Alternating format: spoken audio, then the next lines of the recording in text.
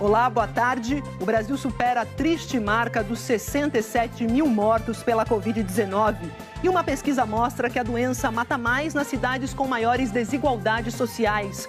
Sem vagas nas UTIs, pacientes de Mato Grosso são transferidos para hospitais de outros estados. Com a rede de saúde pressionada, a Justiça de Sergipe determina o fechamento de parte do comércio que tinha voltado a funcionar. Em São Paulo, 6 em cada 10 restaurantes decidiram manter as portas fechadas, mesmo com autorização para reabrir. E no Tocantins, a Justiça Federal dá um prazo de 5 dias para os governos federal e estadual resolverem o problema da falta de testes. E ainda, os vetos do presidente Bolsonaro às medidas para proteger indígenas e quilombolas durante a pandemia. Traficantes invadem uma área da milícia e apavoram moradores no Rio. O fundador da rede Ricardo Eletro e a filha Laura são presos numa investigação de lavagem de dinheiro e sonegação fiscal. O comércio reage em maio e tem crescimento recorde. E uma auditoria independente conclui que o Facebook falhou ao proteger direitos civis por permitir mensagens polêmicas do presidente Trump. O Jornal Hoje está começando.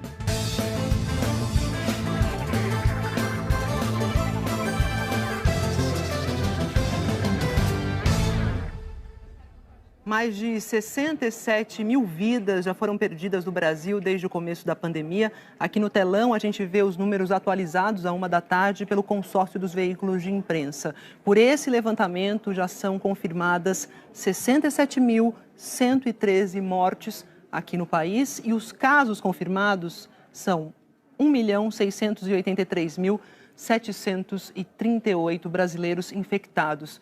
E a pandemia do coronavírus aprofunda um grave problema no Brasil. A Covid causa mais mortes nas capitais que mais apresentam desigualdades sociais. Às margens do rio Capibaribe, no Recife, estão as palafitas, casas de madeira fincadas na maré.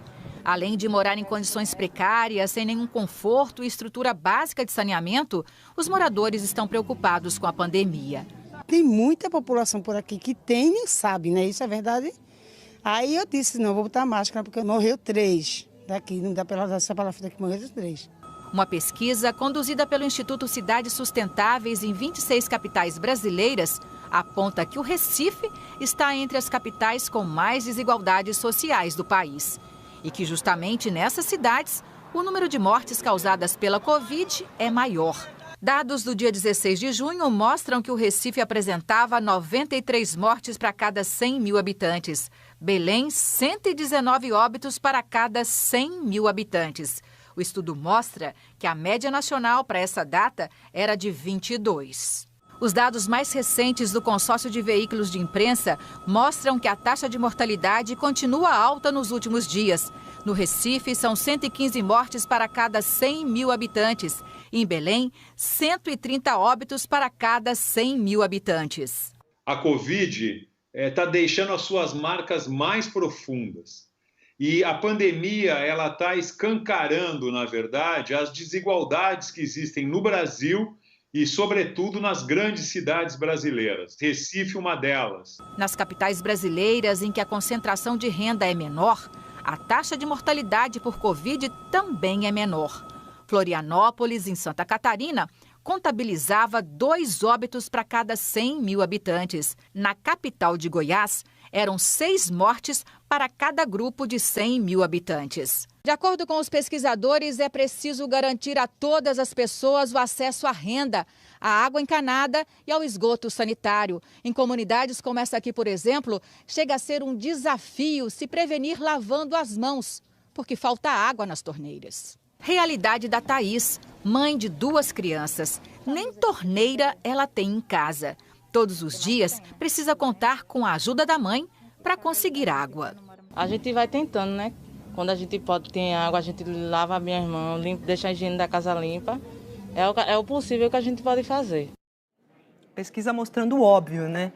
E sobre essa situação precária que a gente viu na periferia do Recife, a Prefeitura disse que durante a pandemia montou uma rede de apoio à população mais vulnerável, com distribuição de cestas básicas, de máscaras e também com a abertura de abrigos para os idosos. A Prefeitura disse também que tem investido na educação como ferramenta de combate à desigualdade.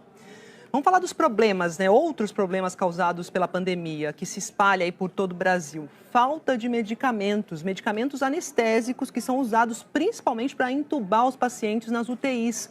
O Jornal Hoje está acompanhando essa história e vem mostrando aqui que estados e municípios estão com dificuldade de tratar casos graves de Covid, já que muitos precisam ficar por dias e até semanas entubados. O reforço está vindo das clínicas veterinárias. A cidade de Canoas, no Rio Grande do Sul, já tinha cancelado as cirurgias eletivas nos hospitais e na semana passada anunciou que não poderia mais receber pacientes nas UTIs por causa da falta de medicamentos anestésicos.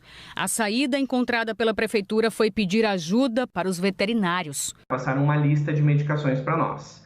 Daí nós prontamente já deixamos disponível parte deste estoque, né, que nós temos já para fazer essa doação dessas medicações. O Conselho Regional de Medicina Veterinária está ajudando a organizar essa demanda para que não faltem anestésicos também para os animais.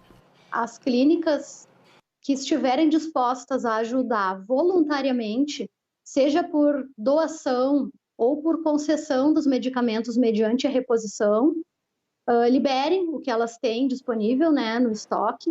Claro que sempre deixando um estoque mínimo para não prejudicar os procedimentos da clínica. As medicações são exatamente as mesmas que os hospitais estão com dificuldade de comprar. As medicações que estão sendo doadas são medicações humanas que são utilizadas na medicina veterinária no tratamento dos animais. A falta de anestésicos se repete em vários estados. No Paraná, as cirurgias eletivas estão canceladas desde o começo de julho por causa dos baixos estoques. No Rio Grande do Norte, o estoque na unidade central de agentes terapêuticos só dá para, no máximo, 20 dias. Somente no mês de junho foi consumido durante um mês aquilo que foi consumido durante o ano de 2019 inteiro. Então a produção nacional não consegue dar conta de toda essa demanda que acontece ao mesmo tempo.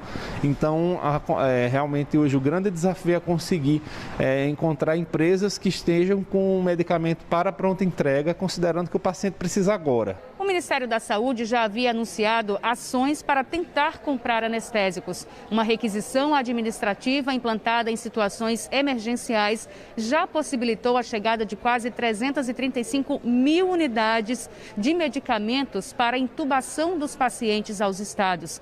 Mas, por enquanto, não há uma previsão para que o problema seja totalmente resolvido. O CONAS, Conselho Nacional dos Secretários de Saúde, disse que o governo federal se comprometeu a fazer uma outra compra emergencial na semana que vem. A gente procurou o Ministério da Saúde para nos ajudar, ele já se comprometeu a fazer a compra desses medicamentos no pregão na semana que vem e abastecer, fazer a aquisição de metade do volume dessa compra para abastecer os estados. Juntamente com a Organização Pan-Americana de Saúde, que vai fazer a aquisição desses medicamentos no mercado exterior, a gente acredita que nas próximas semanas a gente tenha uma diminuição dessa crise. Da falta de medicamentos, a gente passa a falar agora sobre um assunto que é diariamente abordado aqui no JH, que é a falta de leitos. Goiás é mais um estado em que a situação é crítica. A ocupação dos leitos de UTI nos hospitais públicos está em torno de 90%. Itumbiara, a maior cidade do sul de Goiás, 104 mil habitantes. Os 10 leitos de UTI para Covid, inaugurados semana passada, estão todos ocupados. Em Águas Lindas de Goiás, perto de Brasília, também não há nenhuma vaga de UTI disponível. Não estamos numa situação tranquila, com certeza. Ter uma UTI cheia o tempo todo, o aumento, mais que dobramos os leitos e a nossa ocupação continua a mesma. Estas outras imagens são dos corredores do Hospital de Campanha de Goiânia, administrado pelo governo estadual. Dos 70 leitos de UTI, os 70 estavam com pacientes na manhã de hoje. A taxa de ocupação das UTIs aqui em Goiás atingiu níveis preocupantes, 90%. É o que os especialistas chamam de estado de alerta. E abrir leitos não é o único desafio. É preciso também ter um estoque de medicamentos para entubar os pacientes e contratar profissionais treinados para trabalhar nesses novos hospitais. Sinal de alerta justamente para a gente a relembrar as pessoas que quanto mais, no maior número de casos eu tenho, maior número de pessoas proporcionalmente vão precisar de um leito de enfermaria ou um leito de UTI. Então, a necessidade de redobrar cada vez mais os seus cuidados. Em Goiânia, tem multa para quem não usa máscara, mas os R$ 627 parecem não inibir. Os ônibus continuam sendo outro problema. A rede que administra os coletivos propôs hoje para as 19 prefeituras da região metropolitana fechar os 21 terminais para impedir aglomerações. Os ônibus seguiriam por linhas diretas, sem passar nos terminais. São mudanças que podem resultar na diminuição do contágio. É muito importante que eu me proteja, que eu proteja o outro. Essa pessoa, nós não sabemos o que faz com que eu tenha um coronavírus leve e você tenha um coronavírus grave e vai precisar de um leito de UTI bem equipado para que você tenha uma chance maior de sobrevida. O Jorge ficou uma semana internado. A gente pensa diferente depois que sai de lá. Mais humano, com mais calma, sem atropelo, sem pressa. E no Tocantins, os médicos alertam para o risco de um colapso total no sistema de saúde. A situação é mais grave no norte do estado, onde já faltam leitos de UTI. Letícia Lidiane tinha 15 anos, morava em Xambioá, região norte do Tocantins. Ela foi mais uma vítima da Covid-19 e deixou uma filha recém-nascida. Assim como outros pacientes com o novo coronavírus, Letícia morava em uma cidade que não tem leito de UTI. Precisou ser transferida para Araguaína e morreu longe de casa. Ela foi uma menina que foi embora muito cedo. E a gente não queria que isso tivesse acontecido, mas eu não quero que isso aconteça com outras famílias. No norte do Tocantins estão a maioria das mortes e casos do novo coronavírus no estado. Araguaína é o epicentro da doença e já registrou o dobro de casos da capital, Palmas. Essa semana, a taxa de ocupação dos leitos de UTI da cidade chegou em 100%. Quando isso acontece, pacientes da região norte que precisam de uma vaga de UTI são obrigados a enfrentar uma viagem de centenas de quilômetros até Palmas ou Gurupi. Agora, o governo do estado abriu mais 7 leitos no hospital regional, mas ainda tem muita coisa em falta. Devido ao foco da pandemia ser na região macro-norte, nós da direção e da secretaria estamos lutando há muito tempo para ampliar esses leitos. Foi conseguido os insumos e os equipamentos, porém a gente estava com muita dificuldade na questão da mão de obra dos médicos. Em um mês, o Tocantins mais que dobrou o número de mortes e de casos confirmados pela Covid-19. As internações em UTI se concentram nas 3 principais cidades. Para tentar reverter a taxa de ocupação, o governo do estado assinou contrato com hospitais da rede particular, que devem oferecer mais 30 leitos. Mesmo assim, especialistas alertam para os riscos de colapso na saúde.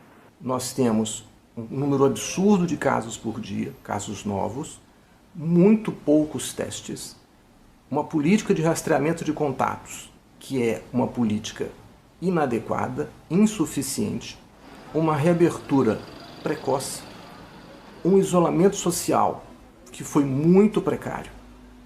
E nós estamos, especificamente em Araguaína, com uma crise clara no sistema hospitalar.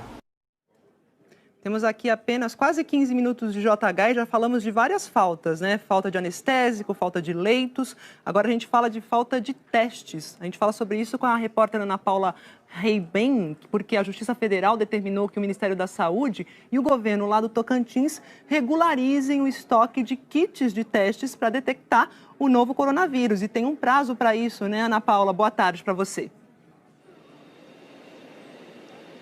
Oi, Maju, boa tarde para você, boa tarde a todos. O prazo que a Justiça Federal deu para que o estoque de insumos e de kits seja regularizado é de 5 dias e foi fixada uma multa diária no valor de R$50 mil em caso de descumprimento. O que está em falta por aqui são os reagentes para a realização de exames do tipo RT-PCR. Esse tipo de exame é importante porque ele permite identificar a Covid-19 logo no início dos sintomas. Essas análises são feitas pelo Laboratório Central, que desde o início de junho vem tendo dificuldades para atender a demanda. O governo do Tocantins chegou a informar que só faria testes em pacientes já internados ou que morreram com a suspeita da doença. Agora, o governo do estado também tem que apresentar um plano de aquisição de insumos para atender todos os pacientes do estado. Maju? Obrigada pelas informações, Ana Paula. Olha, em Campo Grande também faltam testes de Covid-19 e os resultados estão demorando para sair. Resultado da explosão do número de casos em Mato Grosso do Sul. Esta jovem, que prefere não mostrar o rosto, teve contato com um amigo que testou positivo para a Covid-19.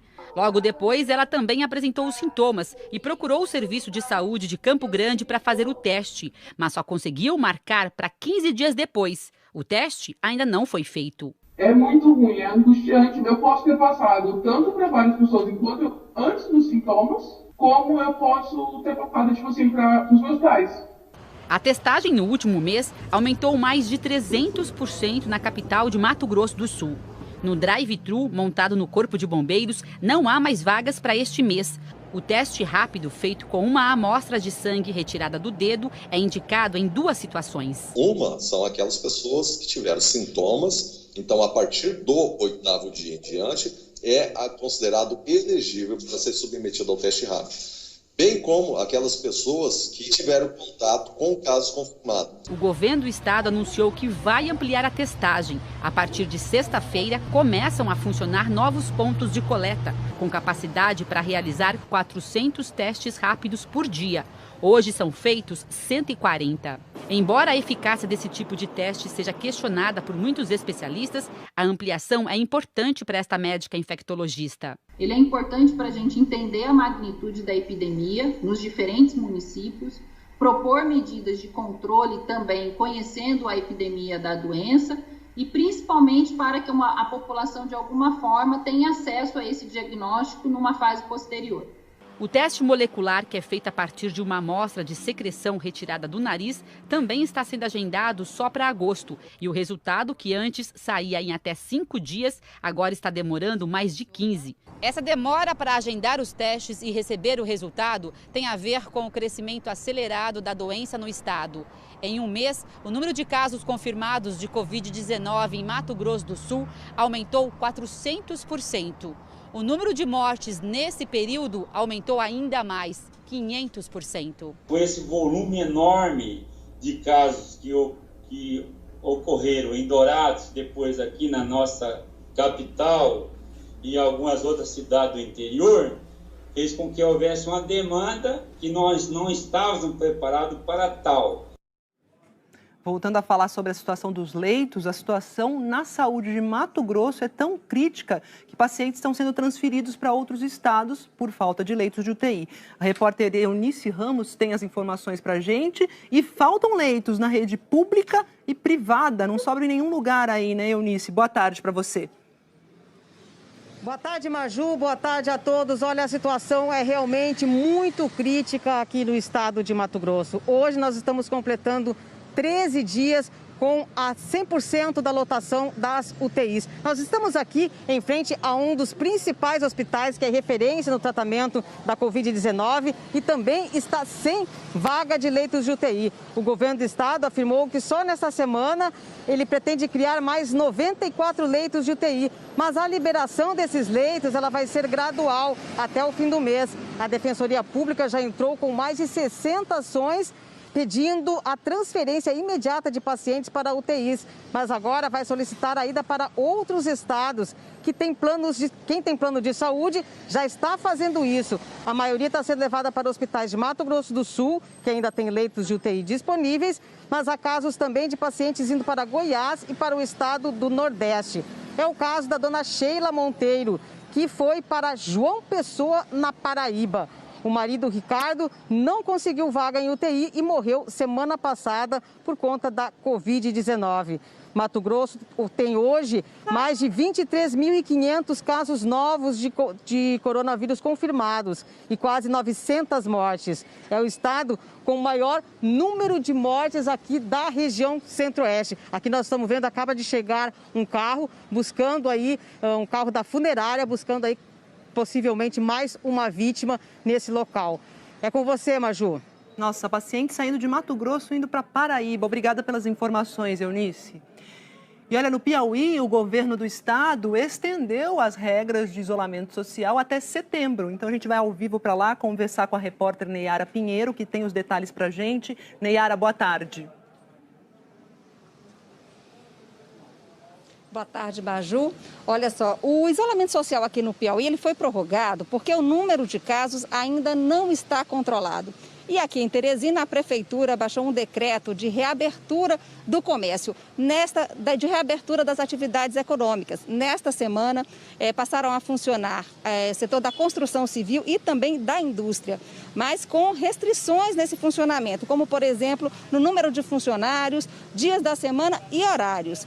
E com essa reabertura, teve muita movimentação aqui no centro de Teresina. Comerciantes que não estavam nos setores autorizados a funcionar abriram as portas. A Prefeitura ainda não apresentou um plano completo de reabertura da economia. Aqui continuam fechados, sem previsão de funcionamento, escolas, bares e shoppings. Alguns serviços essenciais, como padarias, supermercados e postos de combustíveis, devem ficar fechados todos os fins de semana do mês de julho. E os ônibus voltaram a circular na capital. Depois de mais de 50 dias de greve de motoristas e cobradores de ônibus, a Justiça determinou que 70% da frota volte a circular nos horários de pico. Agora de manhã, numa entrevista coletiva, o prefeito de Teresina, Firmino Filho, do PSDB, anunciou que houve uma queda nos índices de infectados e na taxa de transmissão da Covid-19 aqui na capital. E a taxa de ocupação de leitos de UTI em Teresina é de quase 74%. Maju. Valeu, Neyara, pelas informações. Do Piauí a gente vai para Fortaleza, para o Ceará, porque em Fortaleza, empresas que voltaram a funcionar estão sendo fiscalizadas. Mais de 1.000 foram vistoriadas nas 2 últimas semanas. Indústria e comércio estão tendo aí que se adaptar. Quem cruza o portão de entrada tem que medir a temperatura. Álcool em gel também é obrigatório. Em cada mesa, uma divisória para proteger funcionários e clientes que chegam nesta empresa. É o novo jeito de trabalhar em tempos de pandemia. Nós temos fornecedores, nós temos parceiros de negócio e nós precisamos, acima de tudo, preservar a saúde de todo esse nosso entorno. No início da pandemia, apenas 30 dos 100 funcionários da companhia trabalhavam presencialmente. Nesta semana, o número chegou a 70. Com mais gente ocupando o mesmo espaço de trabalho, o desafio de manter as medidas de segurança fica maior. Por isso, esta empresa decidiu criar uma cultura de proteção a partir dos próprios funcionários. Toda semana, um voluntário fiscaliza os colegas para saber se eles estão tomando os cuidados para se proteger da Covid-19. A fiscal da vez é a Camila e ela fica de olho em tudo. A gente vai também reforçando para as pessoas os cuidados, manter a distância, né? Tanta vigilância para cumprir as determinações do decreto que permitiu que os setores de comércio e indústria voltassem a operar com 100% do quadro de funcionários em Fortaleza. A fiscalização é feita por equipes do Estado e do município. Só a Secretaria Estadual de Saúde vistoriou mais de 1.000 estabelecimentos nos últimos 15 dias. A população ainda precisa estar mais atenta às recomendações, como o uso de máscara, como o distanciamento, como o uso do álcool em gel e, sobretudo, se ainda possível, ficar no isolamento social. Nesta companhia, 30% do quadro permanece trabalhando de casa, como este consultor comercial, que faz parte do grupo de risco. Tenho feito contatos com os clientes por telefone e por aplicativos de reuniões disponibilizados pela empresa. Quem voltou com tudo foi o seu Silvestre. Ele teve Covid, se recuperou e está mais precavido do que nunca. Principalmente é manter a distância e usar máscara e sair mesmo de casa só o necessário. Eu estou vindo mesmo só de casa para o trabalho e do trabalho para casa. Em Salvador, a estação da Lapa, que é o principal terminal rodoviário urbano lá de Salvador, ganhou um reforço no combate ao novo coronavírus. Agora, 9 câmeras medem a temperatura dos passageiros em tempo real. Quem for detectado com temperatura acima de 37,8 graus é encaminhado a um posto de testagem para a Covid-19. Também estão sendo distribuídas máscaras e quem estiver usando a máscara de forma errada, tipo no pescoço, recebe orientações na hora. Cerca de 200 mil pessoas passam por esta estação aí todos os dias. E a Justiça Federal mandou fechar parte do comércio lá em Sergipe por entender que não há leitos de UTI suficientes para atender as pessoas com a Covid-19. Então a gente vai para lá, para Aracaju, conversar com o Rafael Carvalho, que tem as informações para a gente. Rafael, decisão já está valendo? Como é que é? Boa tarde. Boa tarde, Maju, e a todos. A decisão já está valendo. O governo do estado foi notificado esta manhã. Com essa decisão da Justiça Federal, ficam proibidos de funcionar alguns setores que estavam abertos há 10 dias. Lojas de cosméticos, salões de beleza, clínicas, além de templos religiosos e igrejas que tinham autorização aí para funcionar, agora perderam essa autorização. Para a Justiça, pesou o fato de não haver vagas de enfermarias ou UTIs sobrando para o atendimento às pessoas com a Covid-19. Pelo contrário, a ação dos Ministérios Públicos Federal, Estadual e do Trabalho mostrou que pessoas estão morrendo à espera de uma vaga de UTI. Para que o comércio esteja funcionando no entendimento da Justiça, é preciso haver uma margem de segurança para esses atendimentos. E o que a gente tem observado aí é que o leito, segundo a Secretaria, a ocupação dos leitos está em 82,3%, segundo a Secretaria Estadual da Saúde. E até o momento aqui no estado, 31.640 pessoas foram infectadas e foram registradas 851 mortes por causa da Covid. O governo do estado, por meio de nota, informou que vai recorrer ainda hoje da decisão. Maju? Obrigada, Rafael, pelas informações. E tem justiça entrando em cena em outros assuntos. A Justiça do Rio suspendeu o decreto da Prefeitura lá de Duque de Caxias, que liberava a reabertura das escolas particulares de ensino infantil. Essa decisão saiu no mesmo dia em que o governo do estado publicou um novo decreto determinando que, pelo menos até o dia 21 de julho, as aulas presenciais nas redes estadual, municipal e particular devem continuar suspensas. A Prefeitura de Caxias disse que vai seguir a recomendação estadual. E no Paraná, as medidas mais restritivas para conter o avanço da Covid completam uma semana hoje. Mas um impasse entre o governo estadual e algumas prefeituras está fazendo com que o isolamento não seja cumprido em várias cidades. Lojas abertas e clientes confusos. Confunde, né? Porque a gente não sabe o que está certo e o que está errado. O movimento alto nas ruas em nada lembra a quarentena mais rigorosa determinada pelo governo do estado. Durante 14 dias, podem funcionar apenas serviços essenciais em 141 municípios do Paraná. Shoppings, academias e o comércio de rua, por exemplo, devem ficar fechados. A decisão de seguir ou não o isolamento mais rígido ficou a cargo dos prefeitos. O Supremo Tribunal Federal decidiu que os decretos municipais se sobrepõem aos decretos estaduais, o que criou uma queda de braço entre as prefeituras e o governo do Paraná.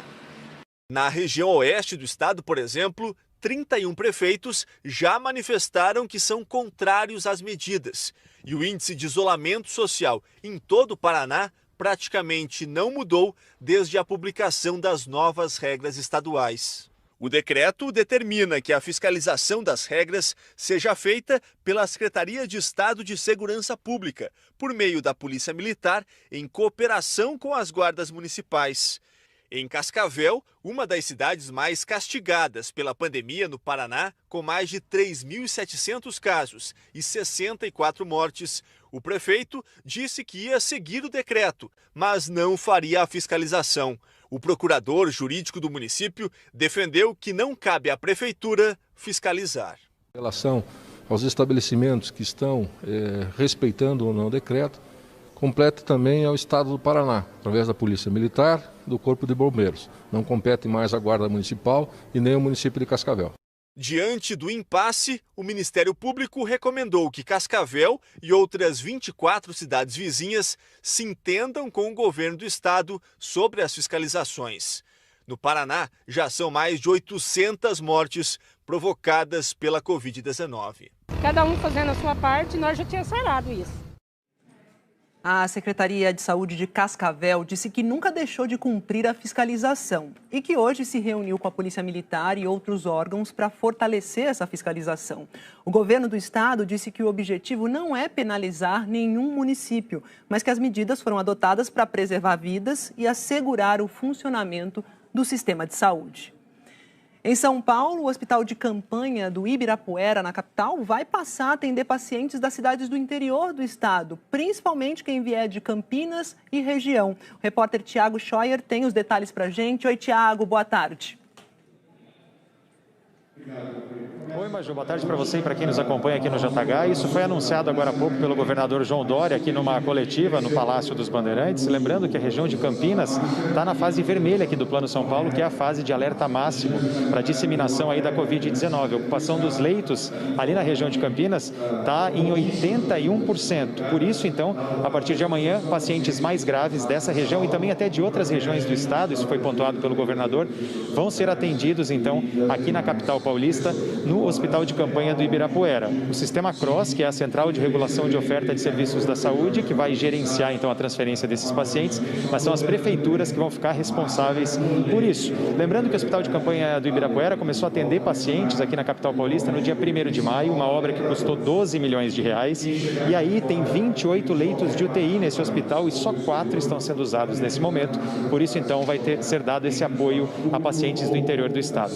Falando agora sobre o controle da doença aqui na cidade de São Paulo, o secretário municipal de saúde, Edson Aparecido, numa apresentação hoje cedo lá em Brasília, na comissão da Câmara sobre inquéritos sorológicos, ele contou que a capital paulista vai fazer uma nova ação para controlar a disseminação da Covid-19 por aqui. Quando uma pessoa testar positivo numa unidade de saúde do município, outras 5 pessoas da família desta que está com Covid comprovada também vão ser testadas. Uma forma, então, de controlar a disseminação da doença na cidade de São Paulo. E agora falando sobre o Campeonato Paulista, que está paralisado, desde o começo da quarentena, da pandemia, desde março, então ele deve voltar no dia 22 de julho. A primeira rodada vai ser realizada então nesse dia.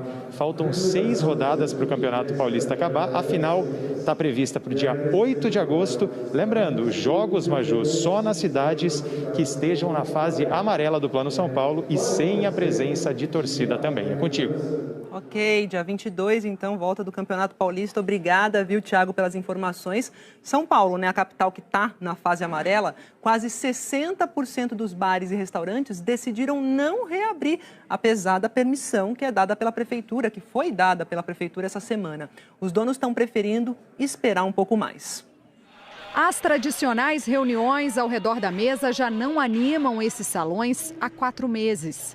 Prestes a completar 80 anos, o restaurante tem sobrevivido à base de delivery, só com 20% dos funcionários. E assim deve permanecer por temer que retomar as atividades signifique um prejuízo ainda maior. A gente tem acompanhado aí o que está acontecendo no setor e a gente sabe que é um movimento de 5% a 10% que está retornando quando retorna, e isso realmente não é sustentável sob o ponto de vista financeiro. Se você contrapor aos riscos que você tem de ter um funcionário doente, um proprietário doente, a gente achou melhor ficar assim. A cantina fica nessa, que é uma das principais ruas do Bexiga, o famoso bairro italiano de São Paulo. Muitos restaurantes vizinhos também decidiram manter as portas fechadas. Na cidade, conhecida pela gastronomia, 59% dos bares e restaurantes não pretendem reabrir, mesmo com a autorização do poder público.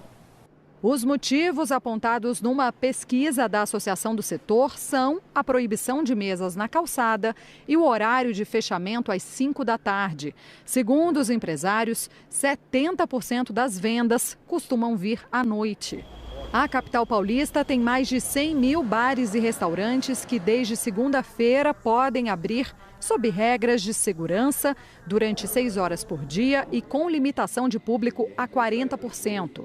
Tem medo, tem receio do que pode acontecer voltar tudo para trás, o governo proibir de novo, tem receio que o cliente não apareça, o cliente também está fragilizado, temeroso, enfim, muitos resolveram esperar um pouco mais. No caso dos bares, 8 em cada 10 decidiram não receber clientes. O bar do Ismael funcionava a partir das 4 da tarde. É um bar que é mais happy hour aqui, é mais bar de porção, não de bar de arroz e feijão para viagem, refeição. Sem o bar e seus 30 anos de história, mais gente fica sem emprego. Não desejo isso para ninguém. Quem está passando por isso, que nem eu e muitos colegas meus que estão aí desempregados, sem saber mais onde bater na porta. É desesperador. Pois é, a Bruna citou aí mais gente sem emprego. A pesquisa mostrou ainda que só 16% dos bares e restaurantes devem voltar a ter o mesmo quadro de funcionários de antes da pandemia. 84% vão fechar postos de trabalho na cidade de São Paulo. Vamos aos números agora do boletim do Ministério da Saúde. Esse boletim, que foi divulgado ontem, registrou mais 1.254 mortes por causa da Covid. Com isso, o total de vítimas no país subiu para 66.741 pessoas. Em 24 horas, foram confirmados 45.305 novos casos, aumentando para 1.668.589 o número de brasileiros infectados. E uma operação da polícia na Praça Seca, que fica lá na zona oeste do Rio de Janeiro, terminou com 3 mortos. Ontem à noite, um tiroteio aterrorizou os moradores. Foi uma madrugada de pânico para os moradores da Praça Seca, zona oeste do Rio de Janeiro. Escutaram? Ponto 50, ponto 30, fuzil 762, o negócio tá doido, hein? No alto, vários tiros com balas traçantes. De um lado, bandidos. Do outro lado, também. É da mata. A polícia diz que a região dominada pela milícia está sendo atacada por traficantes que querem retomar o controle da área. Durante a manhã, o Globocop flagrou dezenas de homens fortemente armados. Neste ponto, um grupo caminhava na parte alta da comunidade. Aqui, as imagens mostram que eles usaram um ponto de encontro antes de se dividir. Os outros foram para a mata, ao redor do morro. Em vários pontos diferentes, como nesta escadaria, homens de preto subiram as vielas. Todos estavam com fuzis. As ruas ficaram vazias. Policiais militares do batalhão de Jacarepaguá foram acionados ontem à noite e usaram blindados para percorrer a região. Os PMs também foram atacados. No início de junho, o Supremo Tribunal Federal restringiu as ações da polícia em comunidades aqui no Rio de Janeiro. De acordo com a decisão do ministro Edson Fachin, as ações são permitidas em casos excepcionais e cuidados devem ser tomados para evitar que a população seja atingida. A polícia diz que esse é um caso em que esses critérios foram seguidos e uma operação foi montada. Montamos uma operação entendendo, nesse momento, estar diante de uma excepcionalidade prevista na decisão do STF e estamos com uma operação em andamento, uma operação que vai continuar enquanto os dados de inteligência apontarem a necessidade. Em virtude dessa decisão do STF, nós não levamos a cabo todo o planejamento, ou seja, que seria também uma ocupação preventiva da comunidade. A PM diz que sabia que a invasão poderia acontecer, mas não conseguiu evitar a ação. Tínhamos um planejamento de cerco, no entanto, não poderíamos atuar de uma maneira preventiva, ocupando uma comunidade em desacordo a uma decisão do STF, se não tínhamos exatamente uma precisão. Tínhamos, sim, uma possibilidade de invasão, um risco iminente de uma invasão, mas os dados ainda estavam sendo trabalhados para identificar quando, quem invadiria, por onde invadiria. Ainda segundo o porta-voz da Polícia Militar do Rio, Mauro Fies, os 3 suspeitos mortos na operação desta manhã trocaram tiros com PMs e morreram no confronto. A polícia diz que apreendeu com os suspeitos um fuzil, 2 pistolas, 2 granadas, roupas camufladas e cadernos de anotações. O fundador da rede varejista Ricardo Eletro e a filha dele foram presos acusados de sonegação fiscal e lavagem de dinheiro. As investigações apontam o desvio de cerca de 380 milhões de reais dos cofres públicos de Minas Gerais. A força-tarefa formada pelo Ministério Público de Minas Gerais, Receita Estadual e pela Polícia Civil cumpriu 14 mandados de busca e apreensão na região metropolitana de Belo Horizonte, na capital paulista e em Santo André. O empresário Ricardo Nunes, fundador da Ricardo Eletro, foi preso em São Paulo. A filha dele, Laura Nunes, foi presa em BH.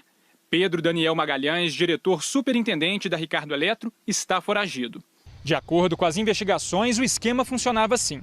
A Ricardo Eletro embutia no preço dos produtos o ICMS, o Imposto sobre Circulação de Mercadorias e Serviços. Mas o valor do tributo arrecadado não era repassado aos cofres públicos do estado de Minas. Dessa forma, os investigadores acreditam que pelo menos 380 milhões de reais em impostos foram sonegados nos últimos 5 anos. Segundo a Força Tarefa, o crescimento do patrimônio individual de Ricardo Nunes ocorreu na mesma época em que os crimes tributários foram praticados, o que caracteriza a lavagem de dinheiro. A Justiça determinou o sequestro de bens do empresário, avaliados em cerca de 60 milhões de reais, para ressarcir os danos causados ao estado de Minas Gerais. Ricardo Nunes tem fazendas e outros imóveis que foram registrados em nome de parentes. Todos eles comprados com dinheiro desviado dos impostos, segundo as investigações.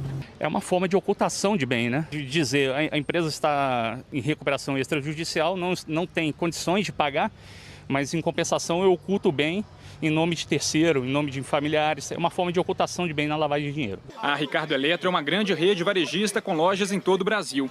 Em 2018, começou a enfrentar uma crise financeira e entrou com pedido de recuperação extrajudicial. No ano passado, Ricardo Nunes deixou de fazer parte do quadro de acionistas da empresa. Hoje, a companhia pertence a um fundo de investimento em participações. Em São Paulo, Ricardo Nunes foi levado para a primeira delegacia de crimes fazendários. De lá, seguiu para exames no Instituto Médico Legal e partiu para Belo Horizonte.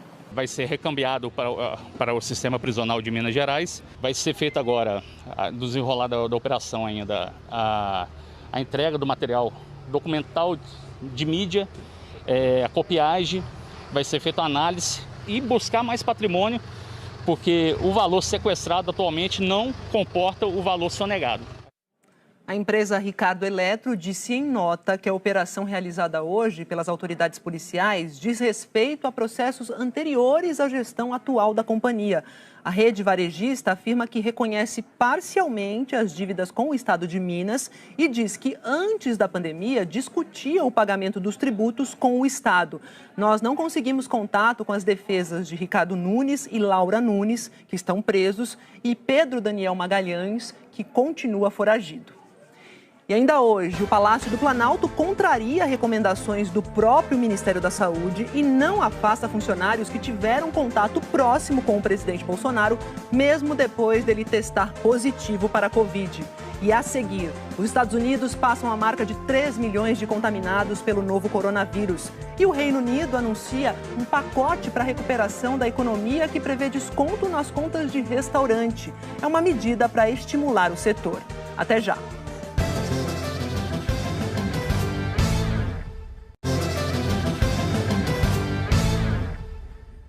Os Estados Unidos chegaram à marca de 3 milhões de casos do novo coronavírus. Isso representa 25% de todos os infectados pelo mundo. A gente vai para Nova York falar sobre isso com o correspondente Ismar Madeira, que tem as informações. Que triste marca, né, Ismar? Boa tarde para você. Boa tarde, Maju, para você e para todos. Realmente, o país acaba de bater um novo e triste recorde, 60 mil novos casos no único dia. Pelo menos 21 estados americanos estão voltando atrás ou paralisando a reabertura. A Prefeitura de Nova York propôs hoje que as escolas sejam reabertas em setembro, parcialmente, com aulas limitadas a até 3 dias por semana. A decisão final será do governo do estado no mês que vem.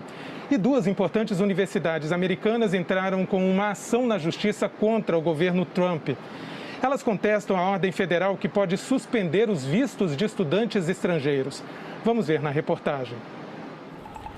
As universidades de Harvard e MIT querem a suspensão da ordem federal que ameaça mandar de volta para os países de origem Os estudantes estrangeiros cujos cursos continuarem sendo oferecidos exclusivamente pela internet. A medida é vista pelas universidades como uma forma de pressão do governo para que elas retomem aulas presenciais, mesmo com o aumento do número de casos de Covid-19 no país. O presidente de Harvard, Lawrence Buckle, afirmou que a determinação foi anunciada sem aviso prévio e que, abre aspas, sua crueldade é superada apenas por sua imprudência, fecha aspas. Este estudante de engenharia biológica no MIT também vê a medida como uma pressão do governo para abrir as escolas sem apresentar um plano que seja bom para a saúde pública em geral. A medida vale para quem tem 2 tipos de visto, para cursos acadêmicos e de formação profissional. No ano passado, mais de 16 mil brasileiros tiraram esses vistos. Beatriz faz mestrado em administração pública em Harvard. Há 2 anos, nos Estados Unidos, ela vive agora um momento de incerteza. É um curso muito caro. O meu curso, por exemplo, a estimativa é que a gente gasta $87 mil por ano. Então, imagina fazer esse curso online ou então continuar, ter que fazer esse curso daqui a 2 anos. Então, os riscos são inúmeros, é uma sensação de muita frustração e de muita incerteza, porque mesmo que a gente tome uma nova decisão, quem sabe o que vai acontecer daqui a 1 ou 2 semanas. O sentimento dela é o mesmo do de Gabriel. Ele estuda na Universidade Columbia, mas foi passar um período no Brasil e não consegue voltar para os Estados Unidos. Não tenho como planejar a compra de passagens, até lá pode ser que fique muito caro. O dólar está muito alto também. Então, a gente acaba passando por um pouco de estresse, né, com essa questão do custo de toda essa crise. Manifestantes invadiram o parlamento da Sérvia depois que o presidente anunciou que haveria um novo lockdown, um bloqueio total, para controlar o avanço da Covid no país. O centro da capital, Belgrado, amanheceu com carros queimados e sinais de vandalismo. O protesto começou ontem à noite, logo depois do anúncio do novo confinamento, e seguiu madrugada dentro. Milhares de pessoas se reuniram em frente ao parlamento. Um grupo furou o bloqueio e invadiu o prédio. A polícia usou bombas de gás lacrimogênio para dispersar a multidão. Pelo menos 60 pessoas ficaram feridas e 23 foram presas. O governo adotou um bloqueio para tentar conter o coronavírus em março e foi um dos primeiros países da Europa a suspender a medida. A Sérvia registrou mais de 16.700 casos e 330 mortes, 13 só ontem. O primeiro-ministro da Itália, Giuseppe Conte, está viajando pelos países europeus em busca de uma resposta comum à crise econômica gerada pelo novo coronavírus. A Itália foi um dos países mais afetados pela Covid-19. Unir os países mediterrâneos para conseguir dinheiro do Fundo de Recuperação da União Europeia e aliviar a recessão que deve chegar ao continente ainda este ano. Mas alguns países do norte não estão de acordo. Para isso, o primeiro-ministro da Itália saiu em peregrinação para reforçar a aliança da Europa do Sul. Hoje, Giuseppe Conte está em Madrid para o encontro com o primeiro-ministro espanhol Pedro Sánchez. Os dois querem um fundo de recuperação para o fim do mês.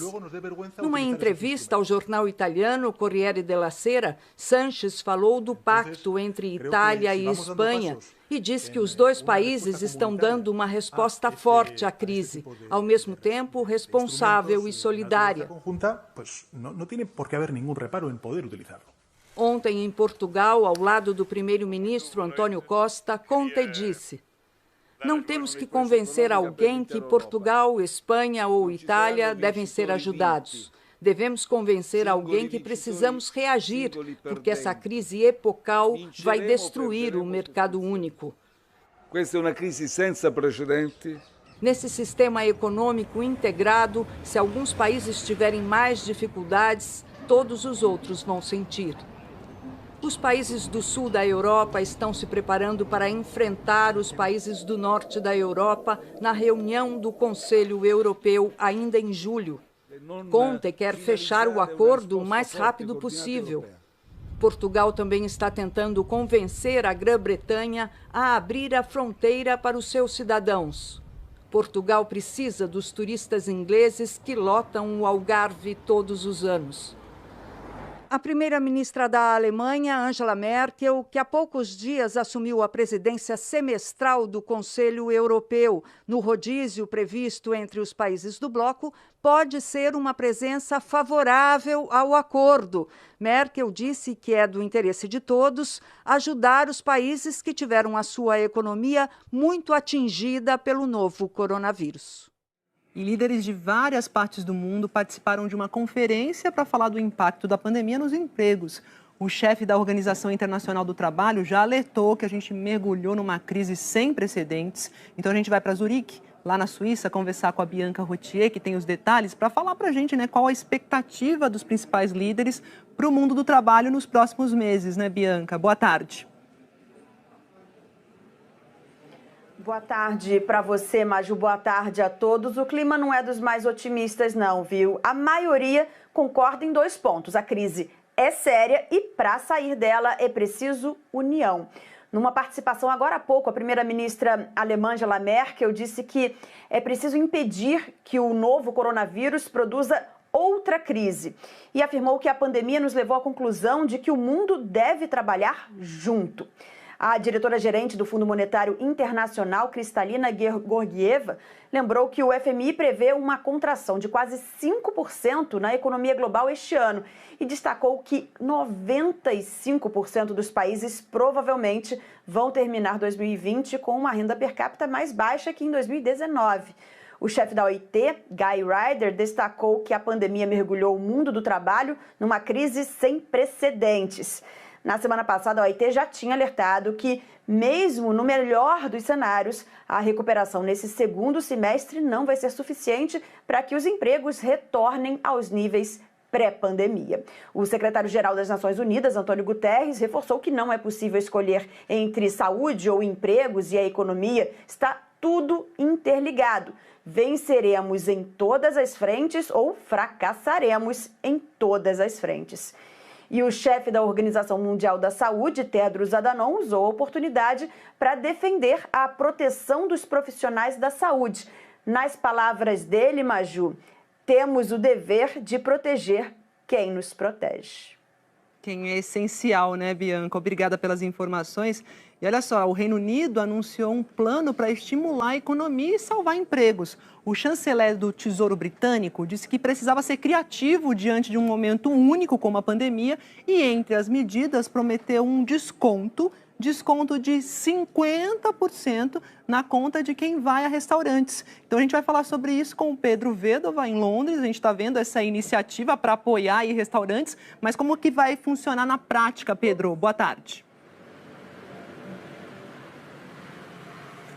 Oi, Maju, boa tarde para você, para todo mundo. Essa promoção aí do governo britânico, vamos dizer assim, ela vale para as segundas, terças e quartas-feiras do mês de agosto e para refeições que cheguem até 10 libras. É uma forma que o governo encontrou de tentar estimular que as pessoas saiam de casa para ir para restaurantes e bares, um setor que é importante na manutenção de empregos. Isso é crucial agora que o governo anunciou que vai terminar o sistema de licenças. O que acontece hoje aqui no Reino Unido é que o governo paga 80% do salário de quem ganha até 2.500 libras para trabalhadores que não conseguiram exercer suas funções dentro de casa. E isso termina gradualmente até outubro. O governo tenta, de alguma forma, recompensar as empresas, criando um sistema de pagamento de 1.000 libras para cada funcionário que voltar para os seus postos de trabalho. Então, eles tentam, com essa recompensa, fazer essa manutenção do emprego também e com medidas voltadas para jovens. Por exemplo, eles anunciaram que vão pagar um salário mínimo para cada estagiário ao longo de 6 meses. Essas formas, então, que o governo britânico está tentando, de forma criativa, manter esses empregos para todo o Reino Unido, pelo menos uma grande parte deles. Isso repercutiu, claro, muito aqui na imprensa britânica, mas também uma foto do ministro da Economia, o Rishi Sunak, apareceu ao lado de uma caneca high-tech e o tabloide The Mirror alertou que ela custa 180 libras, mais ou menos aí 1.200 reais, e que não pegou bem no momento que todo mundo está contando seu dinheiro ver o ministro britânico ostentando essa caneca, Maju. R$ 1.200 uma caneca high-tech. Obrigada, Pedro, pelas informações.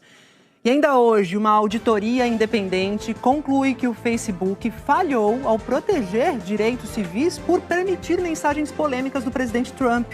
E um novo ciclone provoca estragos e causa uma morte no sul do Brasil.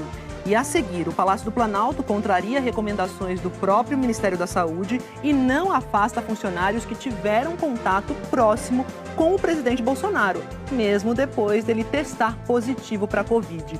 E a Andréia Sadi fala dos novos ataques ao Supremo Tribunal Federal. Já, já.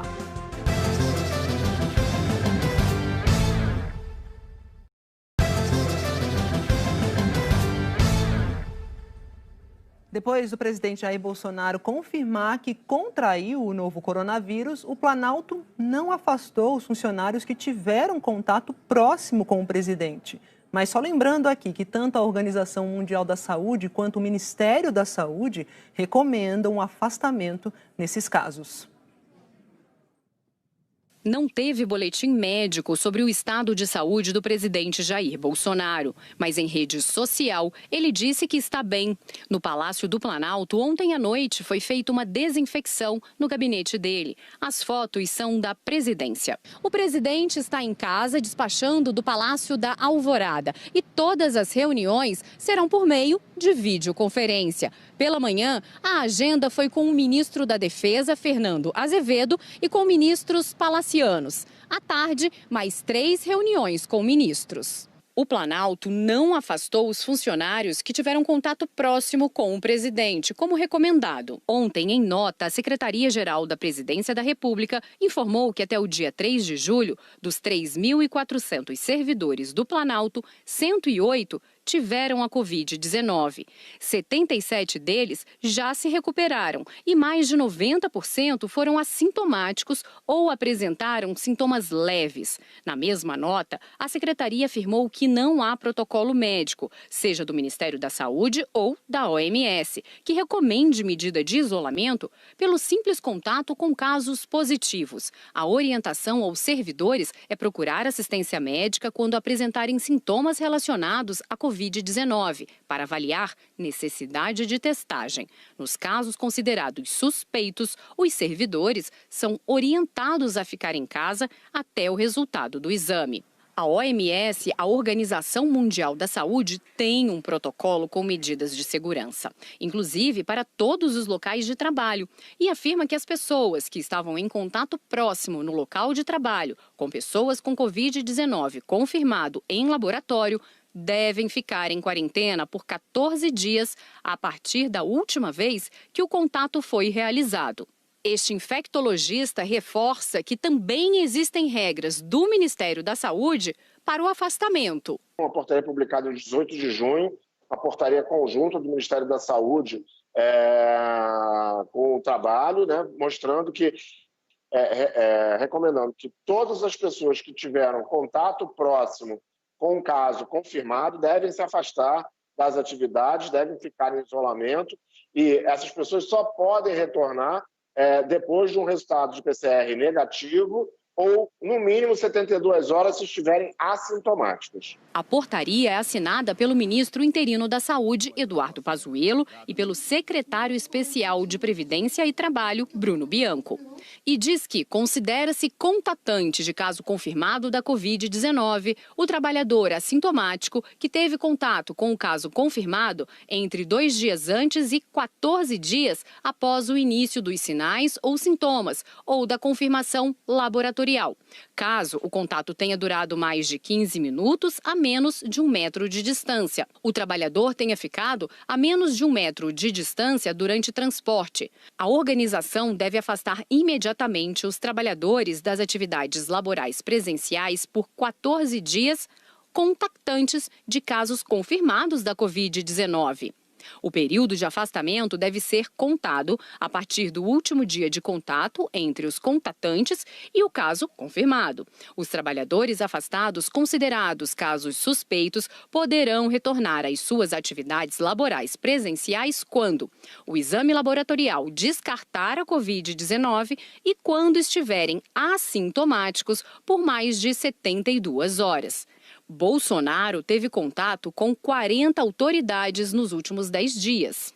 Dos ministros, 6 deles informaram que o resultado já saiu e foi negativo. José Levi, da Advocacia Geral da União, Luiz Eduardo Ramos, da Secretaria de Governo, Fábio Faria, das Comunicações, Braga Neto, da Casa Civil, Tarcísio de Freitas, da Infraestrutura e Rogério Marinho, do Desenvolvimento Regional.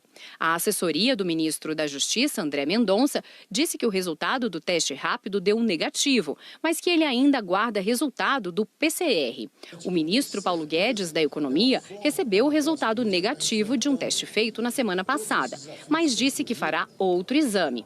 Este epidemiologista diz que o mais seguro no caso de contato com um caso confirmado é fazer o exame do tipo PCR, que colhe material do nariz. O teste rápido pode dar um falso resultado. Para as pessoas que estão no início da sua sintomatologia ou estão ainda desenvolvendo anticorpos, aquele teste rápido não vai funcionar. Eu preciso dar tempo ao tempo ao nosso organismo para que a gente crie imunidades. E para o início dos sintomas, nós precisamos fazer aquele examezinho, que é o nasofaríngeo, de um suave nasal. Ali a gente vai fazer um PCR, eu vou procurar partículas virais. Neste é o exame adequado para as pessoas que tiveram contato com pessoas doentes. O ministro do Turismo, Marcelo Álvaro Antônio, o ministro interino da Educação, que é o Antônio Paulo Vogel, e o secretário especial de Cultura, Mário Frias, fizeram o exame e os resultados deram negativo. O Sindicato dos Servidores Públicos Federais no Distrito Federal declarou que a posição da Presidência da República de não recomendar isolamento para quem teve contato com casos positivos de Covid é mais uma irresponsabilidade do atual governo. Vamos falar agora do inquérito que apura o suposto esquema de rachadinhas lá na Assembleia do Rio de Janeiro. O Ministério Público acusa de crimes como organização criminosa e lavagem de dinheiro 12 pessoas que são ligadas ao deputado Márcio Pacheco, do PSC, que foi o primeiro parlamentar denunciado na investigação. Ontem, o senador Flávio Bolsonaro, do Republicanos, prestou o primeiro depoimento dele no caso por videoconferência. De acordo com as investigações, o esquema em que parlamentares ficam com parte do salário dos assessores ajudou o deputado Márcio Pacheco, do PSC, a ter um padrão de vida de alto luxo. O Ministério Público afirma na denúncia que o operador financeiro de Pacheco era o chefe de gabinete dele, André Santolia. Segundo os investigadores, Santolia aparece nessas imagens, que registraram 3 dias de movimentação na agência bancária que fica dentro da Assembleia Legislativa do Rio, em outubro, novembro e dezembro de 2018. No dia 10 de outubro, os registros mostram um saque de R$6 mil. Logo em seguida, um depósito no mesmo valor. Mais tarde, um novo saque de R$4 mil e um depósito de R$7 mil. Os investigadores rastrearam 208 transferências de assessores de Márcio Pacheco para a conta de André Santolia entre janeiro de 2016 e março de 2019. Segundo o MP, o total devolvido pelos funcionários ultrapassa R$1 milhão. Na denúncia apresentada à Justiça, os promotores afirmam que através do crime de peculato, que é quando um agente público se vale do cargo para obter vantagens, Márcio Pacheco mantinha um elevado padrão de vida, absolutamente incompatível com sua renda. A investigação mostra que o dinheiro desviado era usado para pagar contas pessoais do deputado. Segundo o MP, só de aluguel e condomínio foram R$85 mil e 22 mil em mensalidades de colégio para os filhos. O Ministério Público pediu a suspensão do mandato de Márcio Pacheco e o afastamento do assessor André Santolia e de mais 4 funcionários. Ao todo, 12 pessoas foram acusadas de organização criminosa, peculato e lavagem de dinheiro. Não há nenhum depósito na minha conta de nenhum servidor. Nunca recebi nada nesse respeito. O que aconteceu em relação ao André Santolia, que é o meu chefe de gabinete, é um processo que ele mesmo já apresentou à Justiça, já se colocou à disposição e prestou esclarecimentos a respeito disso, não havendo até então nenhuma ilegalidade, nenhuma anormalidade. O Ministério Público investiga a participação de vários políticos do Rio de Janeiro no esquema das rachadinhas. Entre eles, o senador Flávio Bolsonaro, do Republicanos, que era deputado da Alerj. Ontem, por videoconferência, Flávio Bolsonaro prestou o primeiro depoimento ao Ministério Público e, de acordo com a apuração da TV Globo, respondeu às perguntas que foram feitas. A mulher de Flávio Bolsonaro, Fernanda Antunes Figueira, também foi intimada a depor, mas a data não foi divulgada. Os advogados do senador Flávio Bolsonaro disseram que o depoimento atendeu a um pedido da defesa e que o conteúdo da audiência está em segredo de justiça. A defesa reafirmou ainda que Flávio Bolsonaro não praticou qualquer irregularidade. Já a defesa de André Santolia disse que não teve acesso à denúncia e que o cliente confia que terá oportunidade para provar inocência na justiça.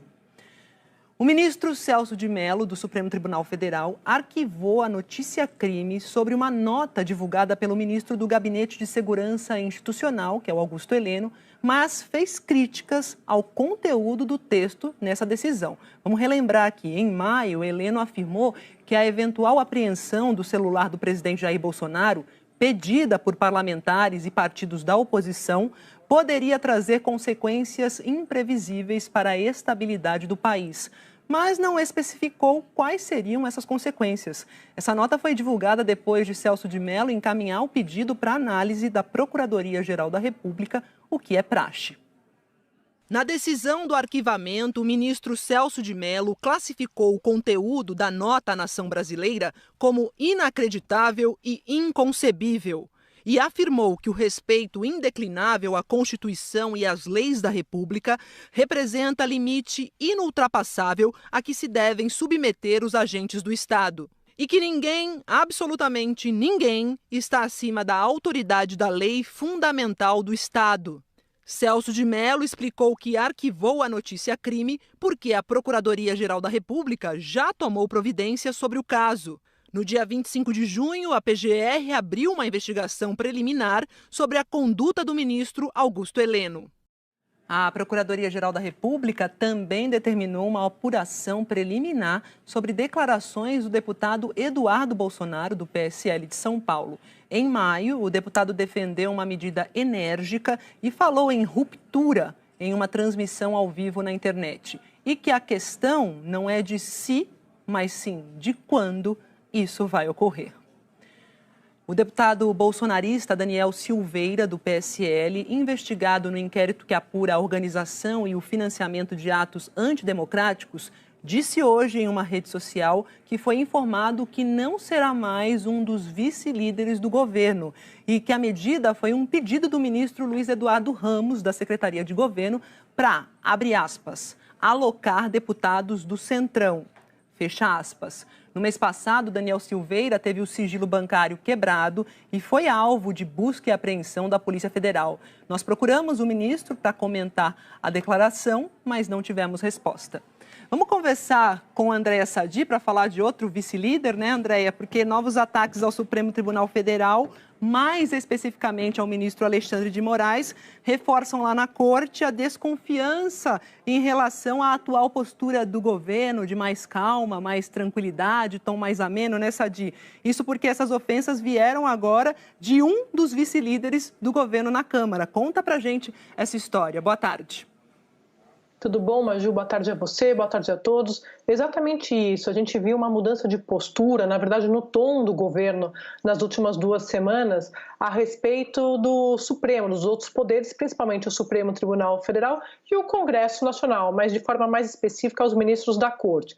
Pois bem, Maju, qual é a nova polêmica? Tem um vídeo publicado pelo deputado federal Otônio de Paula, que é do PSC aqui do Rio de Janeiro, e ele é um dos vice-líderes do governo Bolsonaro na Câmara dos Deputados.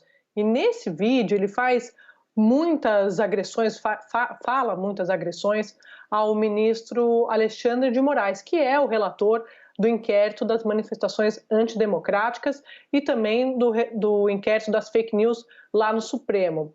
O Otônio de Paula, ele faz críticas à soltura daquele blogueiro Oswaldo Eustáquio, que é apoiador do governo Bolsonaro, que defende a ruptura institucional, e ele faz ataques muito agressivos ao ministro da Corte. Maju chama o ministro, por exemplo, de lixo. Enfim, tem uma série de agressões nesse vídeo que chocou não só os ministros do Supremo, mas também integrantes do governo. Por quê? porque ele é um dos vice-líderes do governo Bolsonaro na Câmara, ou seja, é um cargo de confiança do presidente da República. Você falava agora há pouco do deputado federal Daniel Silveira, também, que era uma escolha do presidente para ocupar essa vice-liderança. Então, caberia ao Palácio do Planalto tirá-lo dessa função se quisesse, porque os ministros do Supremo, nos bastidores, eles acham, sim, eles veem com desconfiança essa mudança de tom do presidente quando você tem alguém tão próximo, tão aliado, fazendo esse tipo de ataque a ministros da corte, Maju. Então, tem essa avaliação nos bastidores de que causou esse espanto após esse vídeo do Otônio de Paula, publicado no dia 6 agora de julho, após a soltura do Oswaldo Eustáquio, mas fazendo agressões pesadas ao ministro Alexandre de Moraes. Na avaliação de integrantes do governo, o melhor seria tirá-lo do cargo, mas, como eu disse, isso é uma decisão do presidente da República. Obrigada, Sadi, pelas informações e até mais.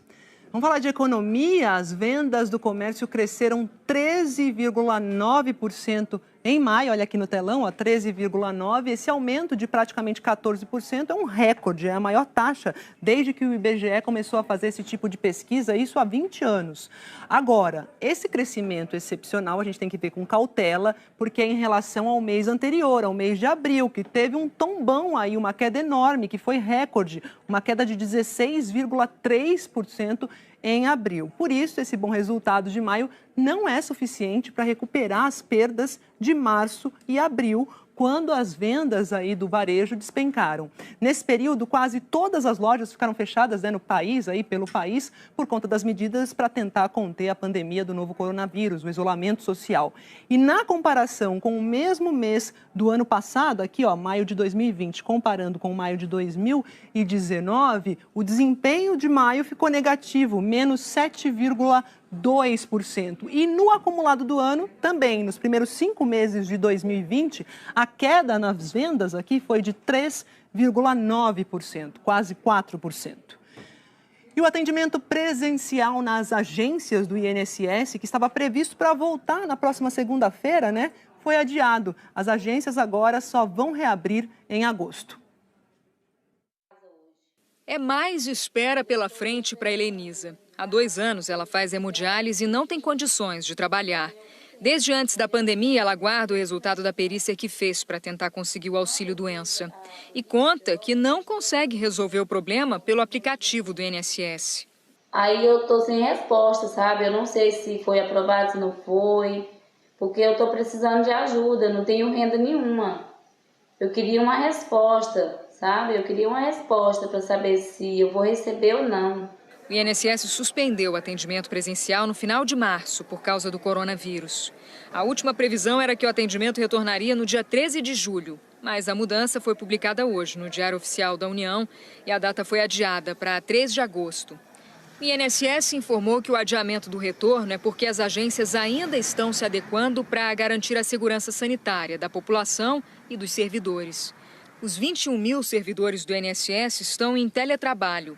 E, segundo institutos, funcionários que antes trabalhavam no atendimento das agências foram realocados para análise de pedidos de benefício. Mas mais de 1 milhão de pessoas aguardam uma resposta. Em abril, a fila era de 1,8 milhão de pessoas. Em maio, caiu para 1,4 milhão. E em junho, segundo o último levantamento, há 1,3 milhão de pessoas aguardando. Desses, o INSS diz que 917 mil pedidos já foram analisados, mas dependem do segurado resolver a pendência. O problema é que muitos não têm acesso à internet, necessária, por exemplo, para quem precisa enviar documentos e comprovar informações. Os outros 463,3 mil pedidos dependem apenas do INSS. Hoje, uma pessoa leva, em média, 46 dias para ter o benefício concedido. O tempo máximo fixado em lei é de 45 dias. Segundo o presidente do INSS, Leonardo Rolim, até outubro eles garantem que zeram o estoque dos pedidos de benefícios que aguardam há mais de 45 dias. E o INSS disse que está implantando medidas de atendimento remoto para facilitar a resolução de exigências aos segurados. Alguns cumprimentos de exigências podem ser feitos remotamente, outros não podiam, mas a gente, inclusive, agora está implantando novas medidas para facilitar o cumprimento das exigências remotamente. Uma delas, que foi uma experiência piloto em São Paulo, é a entrega expressa, que a pessoa deixa um documento em uma urna na entrada da agência. Para reduzir a fila de pedidos, o INSS anunciou em janeiro a contratação de servidores civis e militares aposentados. Mas, na prática, até hoje, eles ainda não começaram a trabalhar. Os contratos com quase 3 mil funcionários extras foram assinados em junho. No caso dos aposentados do INSS, eles vão receber por produtividade, então ainda não começaram a ser pagos. Só vão começar quando as agências reabrirem. O outro grupo, formado por militares e aposentados de outros órgãos, já começou a ser pago e está em treinamento. A seguir, uma auditoria independente conclui que o Facebook falhou ao proteger direitos civis por permitir mensagens polêmicas do presidente Trump.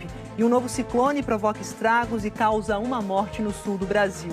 E a previsão do tempo para todo o país com a Eliana Marques. É já já.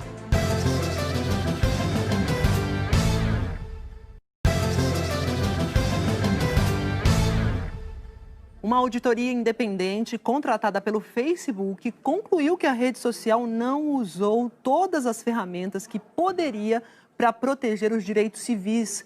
A divulgação desse relatório ocorre em meio a um boicote de cerca de 900 anunciantes ao Facebook e também ao Instagram, que pertence ao Facebook. A gente vai falar sobre isso agora com o Tiago Eltz. Tiago, conta pra gente um pouco mais sobre as conclusões dessa auditoria. Boa tarde.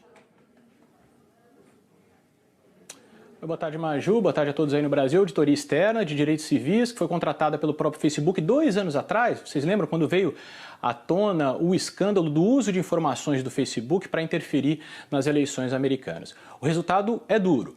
Diz que a empresa, desde então, falhou porque não conseguiu proteger os seus usuários de informações falsas, de discriminação e de incitação à violência. Diz também, por exemplo, que a decisão recente do Facebook de não intervir em publicações polêmicas do presidente Donald Trump abriu um precedente terrível que pode permitir que a plataforma seja usada como arma eleitoral. O Twitter, por exemplo, assinalou essas publicações de Trump, alertando os usuários que elas podiam conter informações falsas ou incitação à violência. Twitter, Facebook e Instagram também já removeram vídeos e mensagens do presidente Jair Bolsonaro e dos filhos dele, alegando que as mensagens violavam as políticas das redes contra a disseminação de informações danosas à saúde pública e também de discurso de ódio. O relatório divulgado agora vem num momento de muita pressão contra o Facebook. Vamos relembrar aqui, depois que começaram os protestos contra o racismo, começou um movimento também pedindo que empresas parem de anunciar em plataformas que permitem o discurso de ódio. E aí, mais de 900 empresas já anunciaram que pararam temporariamente de anunciar no Facebook e no Instagram, e algumas dessas empresas são gigantes e estão entre as maiores anunciantes dessas redes. Maju. Obrigada pelas informações, Tiago. E vamos ver o que o Facebook disse, Em nota, o Facebook fala que a auditoria foi uma análise profunda de como a rede social pode se fortalecer e promover os direitos civis em todos os níveis da empresa. A rede social também afirmou que tem um longo caminho pela frente e que a auditoria foi um processo importante para a empresa. O presidente Jair Bolsonaro sancionou com alguns vetos uma lei que prevê ajuda para os povos indígenas e quilombolas durante a pandemia do coronavírus. Também hoje, no Supremo Tribunal Federal, o ministro Luiz Roberto Barroso determinou que o governo tome 5 medidas para evitar a morte de índios por Covid. A lei com medidas de proteção social para povos indígenas, quilombolas e comunidades tradicionais foi publicada hoje no Diário Oficial da União. O texto considera que esses grupos estão em situação de extrema vulnerabilidade e determina ações do governo federal para minimizar os impactos da pandemia. O Palácio do Planalto vetou 16 trechos da proposta original, entre eles o que previa que a União, estados e municípios devem garantir o acesso universal à água potável, oferta emergencial de leitos de UTI, compra ou disponibilização de ventiladores e máquinas de oxigenação do sangue, fabricação e distribuição de materiais informativos sobre a Covid-19, a elaboração de um plano de contingência em 10 dias e a facilitação do pagamento do auxílio emergencial e benefícios previdenciários para essas comunidades. O governo alegou que os trechos vetados criariam despesas sem uma previsão orçamentária E sobre a determinação de que o Poder Executivo fizesse um plano de contingência em 10 dias, o Planalto justificou que a lei aprovada pelos deputados e senadores interfere nas atribuições dos diferentes poderes.